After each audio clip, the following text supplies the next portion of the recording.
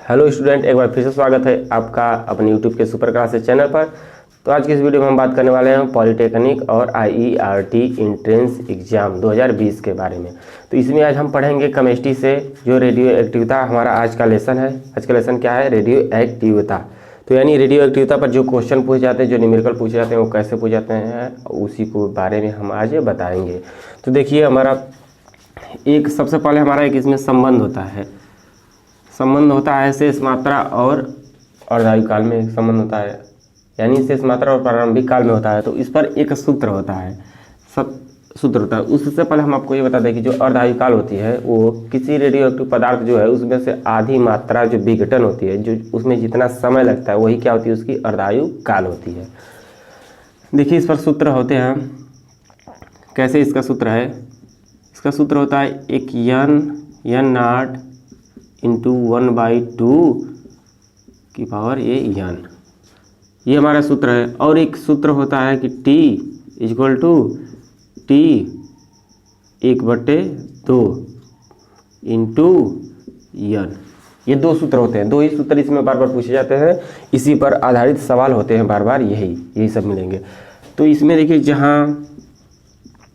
जहाँ हमारा एन बराबर क्या, ये जो कैपिटल एन है, एन बराबर इसमें क्या है? एन बराबर इसमें शेष मात्रा है, शेष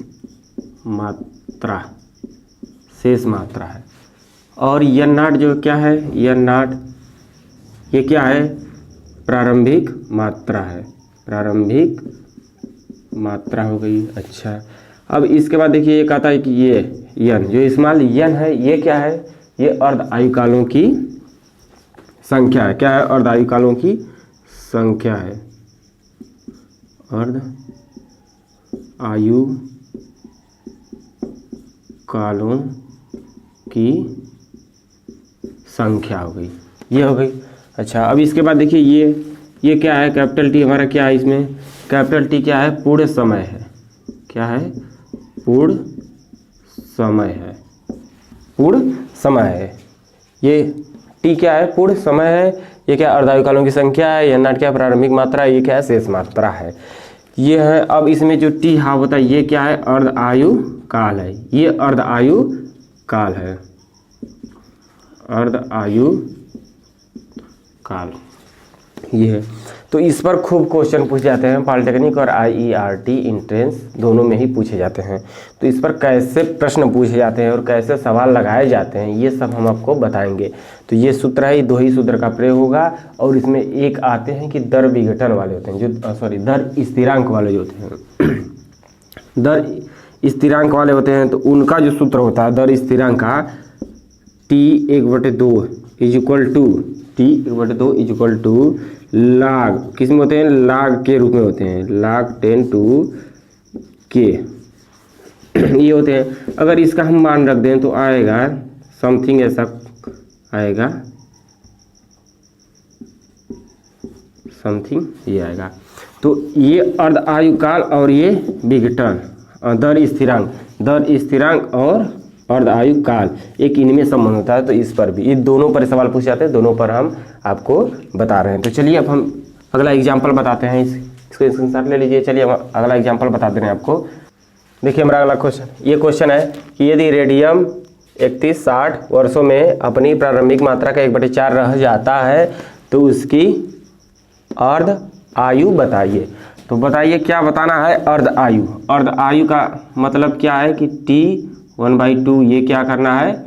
ये क्वेश्चन मार्क, ये ही बताना है। तो अभी देखिए ये किस सूत्र में आया है, यहाँ से पकड़ेंगे, यहाँ से पता करेंगे कि ये किस सूत्र में आता है। इस सूत्र यानी कौन से सूत्र में आता है? ये T equal to T 1/2 into N, इस सूत्र में आता है। तो अब देखिए, जब ये इस सूत्र में आता है तो इसकी वैल्यू हमको क्या करनी है? ज्ञात करनी है। इसकी वैल्यू प्रश्न में दिया रहेगा, इसकी वैल्यू दिया रहेगा, तब तो निकाल पाएंगे। यानी हमको पता रहना चाहिए, ये पता रहेगा तब, और ये पता रहेगा तब हम निकालेंगे इसकी वैल्यू। तो देखिए प्रश्न में वर्षों यानी टोटल समय कितना दिया है? टोटल पूर्ण समय कितना दिया है? 3160 वर्ष दिया है। तो यानी टोटल ये, इसका मान तो क्या हो गया? पता हो गया। अब देखिए एन क्या होता है? n क्या है, अर्ध आयुकालों की संख्या है। तो अर्ध आयुकालों की संख्या दिया है, नहीं दिया है, नहीं दिया तो इसके लिए क्या करेंगे। अब ये बताइए ये किस सूत्र में आता है, ये आता है कौन से सूत्र में, ये आता है इस सूत्र में। तो अब यहाँ से इसकी वैल्यू निकालेंगे। तो इसकी वैल्यू के लिए इसका मान पता रहना चाहिए, इसका मान पता रहना चाहिए। तो इसका मान और इसका मान दिया है, देखिए से प्रारंभिक मात्रा का इतना रह जाता है। अब प्रश्न में क्या करा कि प्रारंभिक मात्रा, तो प्रारंभिक मात्रा हमारी कौन है, ये है प्रारंभिक मात्रा, और ये क्या है, शेष है, ये शेष मात्रा है, शेष मात्रा है, प्रारंभिक मात्रा है। तो क्या कह रहा है कि प्रारंभिक मात्रा का यानी इसका क्या रह जा रहा है, इतना 1/4 रह जा रहा है, इसका 1/4, तो यानी इसका इंटू 1/4 रह जा रहा है, किसका, इसका रह जा रहा है, ये बात। तो आइए अब इसको लिख देते हैं, यहाँ नोट करते हैं, n0/4 equal to n0 1/2 n। यहाँ तक आई बात समझ में। अब इसके बाद देखिए इसको कैंसिल कर दिए, कितना बचा 1/, अब ये जो 4 है इसको हम क्या लिख दे रहे हैं 2, तो ये पूरे की पावर लिख दिए 2, एक की भी पावर लिख सकते हैं 1/2 n। अब क्या हुआ, ये कैंसिल हो गया, तो यानी n = 2, यहाँ से हमारा आ गया n की वैल्यू कितनी आई 2। अब इसमें रख देंगे तो किसका मान निकल जाएगा t½ तो यानी सूत्र हमारा क्या था, ये था t 1/2 = n। अब इसमें t का मान क्या टोटल है, यहाँ देखिए दिया है t का मान। अब इसके बाद क्या है, ये वैल्यू हमको प्राप्त करनी है।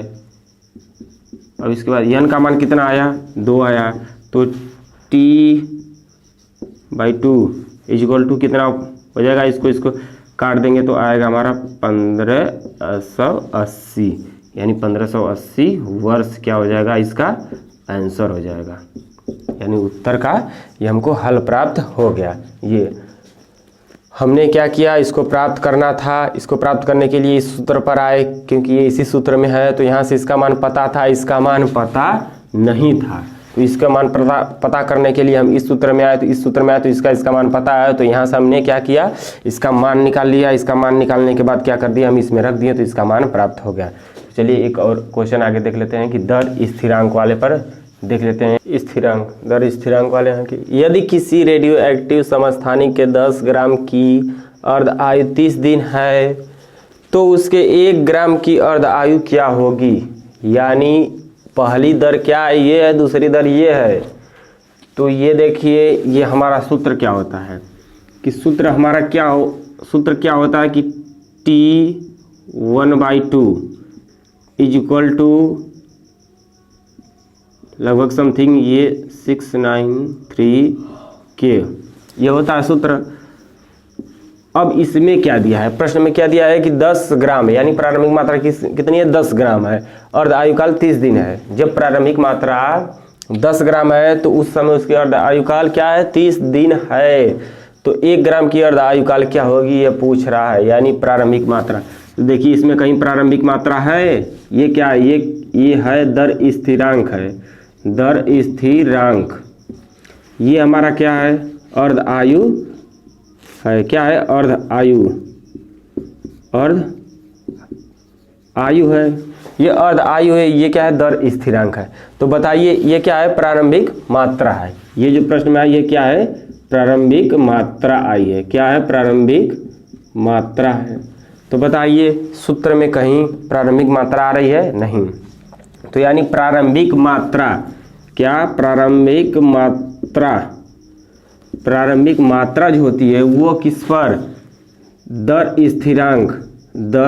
स्थिरांक पर निर्भर नहीं करती है। प्रारंभिक मात्रा जो होती है दर स्थिरांक पर निर्भर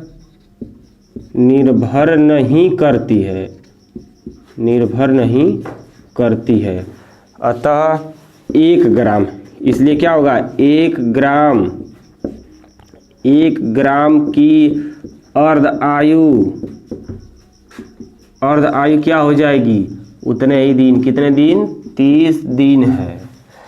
चाहे 1000 ग्राम की पूछे, 20,000, 10,000, लाख, 2 लाख, कितना भी की पूछे, तो जितना रहेगा 10 ग्राम का जितना दिया रहेगा उतना रहेगा। 20 ग्राम का दे रहा है, अगर 1 ग्राम का पूछ दे तब भी क्या रहेगा, वही रहेगा। 30 ग्राम का दिया है इतना 30, अगर पूछ दे 1 ग्राम का तब भी क्या रहेगा, उतना ही रहेगा। तो यानी सीधे सीधे ये क्या होती है, इस पर डिपेंड नहीं करती, इस पर निर्भर नहीं करती है, तो जितना रहेगा उतना ही रहेगा। ऐसे सारे क्वेश्चन पॉलिटेक्निक और IERT दोनों एंट्रेंस एग्जामों में पूछे जाते हैं।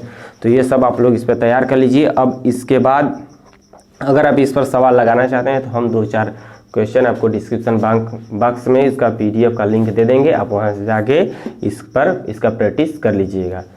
अगर वीडियो अच्छी लगे तो लाइक और शेयर कमेंट करना ना भूलें और चैनल को सब्सक्राइब कर लीजिए। धन्यवाद।